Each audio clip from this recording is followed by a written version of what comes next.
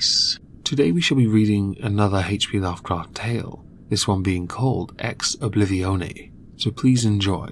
When the last days were upon me, and the ugly trifles of existence began to drive me to madness, like the small drops of water that torturers let fall ceaselessly upon one spot of their victim's body, I loved the irradiated refuge of sleep.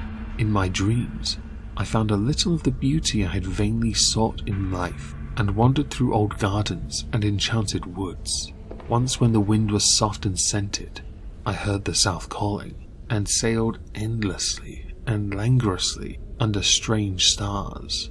Once when the gentle rain fell, I glided in the barge down a sunless stream under the earth, until I reached another world of purple twilight, iridescent arbors and undying roses. And once I walked through a golden valley that led to shadowy groves and ruins, and ended in a mighty wall green with antique vines and pierced by a little gate of bronze.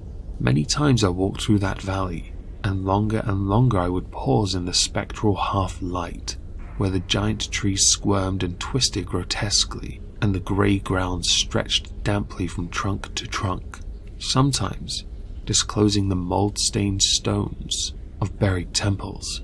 And always the goal of my fancies was the mighty vine-grown wall, with the little gate of bronze therein. After a while, as the days of waking became less and less bearable from their greyness and sameness, I would often drift in opiate peace through the valley and the shadowy groves, and wonder how I might seize them for my eternal dwelling place, so that I need no more crawl back to a dull world, stripped of interest and new colours.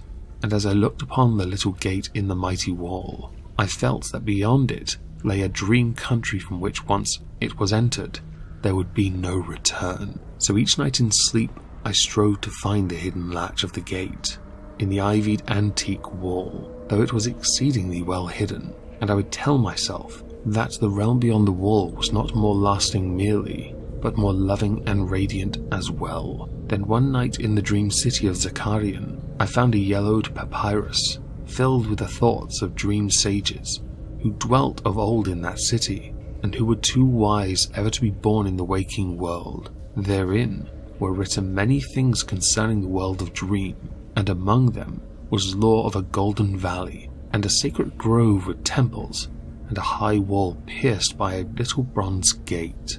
When I saw this lore, I knew that it touched on the scenes I had haunted, and I therefore read long in the yellowed papyrus. Some of the dream sages wrote gorgeously of the wonders beyond the irrepassable gate, but others told of horror and disappointment. I knew not which to believe, yet longed more and more to cross forever into the unknown land, for doubt and secrecy are the lure of lures, and no new horror can be more terrible than the daily torture of the commonplace. So when I learned of the drug which could unlock the gate and drive me through, I resolved to take it when next I awaked. Last night, I swallowed the drug and floated dreamily into the golden valley and the shadowy groves, and when I came this time to the antique wall, I saw that the small gate of bronze was ajar. From beyond came a glow that weirdly lit the giant twisted trees and the tops of buried temples, and I drifted on songfully, expectant of the glories of the land from whence I should never return. But as the gate swung wider, and the sorcery of drug and dream pushed me through, I knew that all sights and glories were at an end, for in that new realm was neither land nor sea, but only the white void of unpeopled and illimitable space. So happier than I had ever dared to hope to be, I dissolved again into that native infinity of crystal oblivion, from which the demon life had called me for one brief and desolate hour.